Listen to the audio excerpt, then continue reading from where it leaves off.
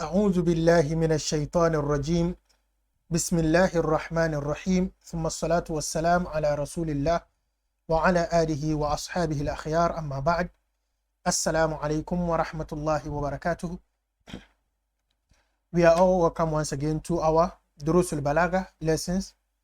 We've made a very good progress, inshallah. May Allah see us to the end. Today we are looking at المجاز. I think previously we were done with the التشبيه. So we are going to look at المجاز. Don't forget the tiny details that sometimes I throw out. I told you that the ilm al-bayan is basically all of it is tashbih. Is basically all of it tashbih. Some are apparently tashbih, some are mildly tashbih, some to the tashbih is quite hidden. So it's just level of simile. But so we have the first topic, which is the main at-tashbih, where we covered where you do the simile. This is like that. You see clear comparison. Jamil. And then we come to al-majaz, which you come to understand that it is also a form of tashbih in a way. And then the al-isti'ara on the third level. So al-majaz, you put it in your mind, something like jawaza, to pass, to cross something. So basically when we talk about majaz, it is you picking a particular word and using it not for its original meaning. You know, every word there is a meaning that the word is coined for. So when we say baby, a baby, everybody knows that a baby is a word for this. When we say television, everybody knows it's a word for this. But sometimes you can pick the baby and use it not for the original meaning. So you see somebody calling her husband baby, a husband calling his wife baby. Of course, that is not the original baby, but for a particular tashbih, for a particular link between the original meaning of baby and this intended meaning of baby. So that is basically what we mean by majaz. So look at it as جواز المعنى الأصلي إلى المعنى المراد, surpassing the original meaning to an intended meaning, لعلاقة بين المعنيين, for a particular link between the two meanings. Jamil. Thankfully, the authors of دروس البلاغة have done it very simple for us. Says المجاز, says هو اللفظ المستعمل في غير ما وضع له لعلاقة مع قرينة مانعة من إرادة المعنى السابق. جميل. He says that when we say al-majaz, majaz is al-lafz al-musta'malu fi ghayri ma wudi'a lahu. It is a word that is used for not its original meaning, the original meaning it was coined for. لِعَلَاقَةٍ, for a particular link, مَعَ قَرِينَةٍ, with a particular relation that will make you know that the original meaning is not intended. So the qarina is what is mani'atin, preventing you min iradat al-ma'na al-sabiq, ay al-ma'na al-sabiq ila zihn. So when you say baby originally, there is a meaning that comes to your mind, right? But when, let's say I am speaking to my wife, you see the scenario, right? And I tell you, even my wife here is majaz, there is no wife. So when I say baby to my wife, you are looking at the person standing there is grown. So there is that qarina, there is that link to show you that no, this is not the original meaning. He's not intending 8 months or 1 month or 1 year or something. Jamil. So there is always a qarina, something that will push your mind from the original meaning to the intended meaning. What will link you to the intended meaning is that alaqa بين المعنى الأصلي والمعنى المراد. There is some link that will lead you to seeing that, okay, the baby here is not because of the fact that this one is young. No, this one is old, but there is a link between this person and the little one. There is some particular link, which you will see, inshallah. So he said, for example, الدرر, says كالدرر المستعملة في الكلمات الفصيحة في قولك. The word الدرر, durar means pearls, P-E-A-R-L-S, pearls. Jamil. We use pearls to describe beautiful words, eloquent words. So somebody comes to deliver a very beautiful speech. Then you see somebody says, Fulanun yatakallamu bid-durar. This person is speaking with pearls. So somebody comes to give a very beautiful lecture. You see the way the delivery is going, then you are like, هذا الرجل يتحدث أو يتكلم بالدرر. Now, you know that of course, pearls are not what is coming out. What is coming out are words.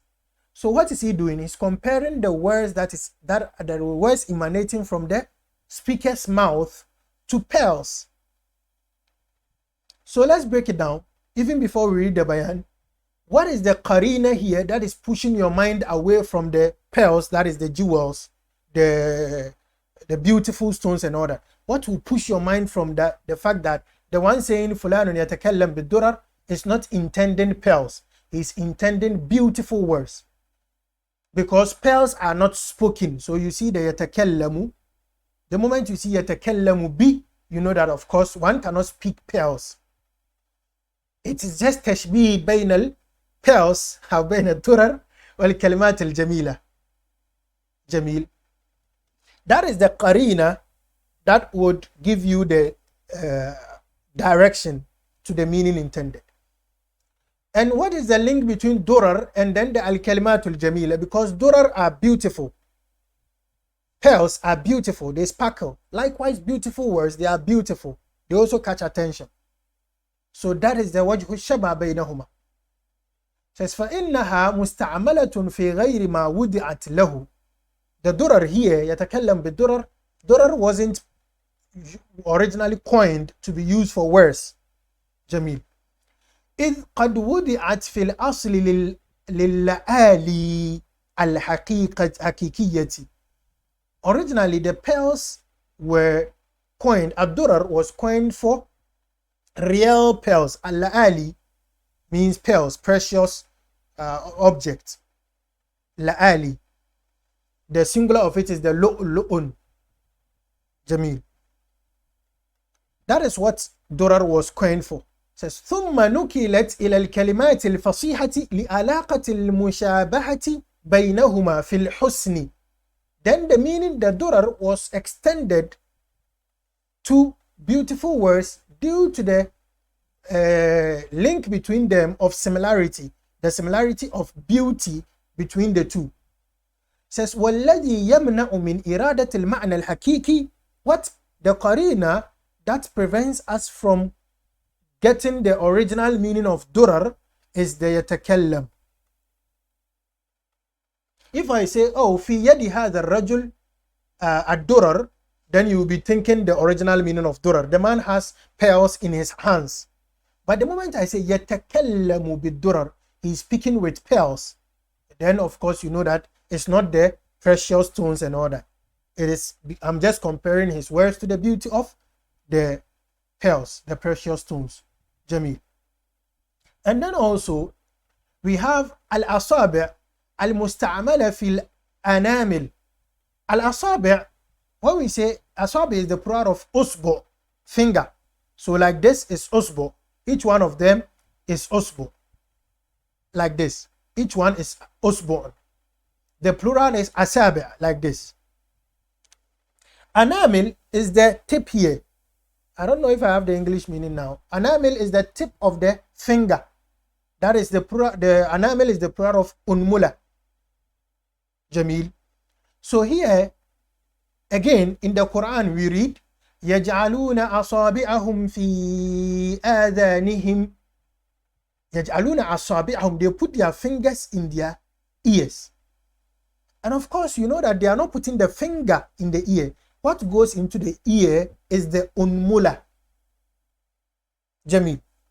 So what does he say? He says, فَإِنَّهَا مُسْتَعْمَلَةٌ فِي غَيْرِ مَا وُضِعَتْ لَهُ لِعَلَاقَةٍ أَنَّ الْأُنْمُلَةَ جُزْءٌ مِنَ الْإِصْبَعِ.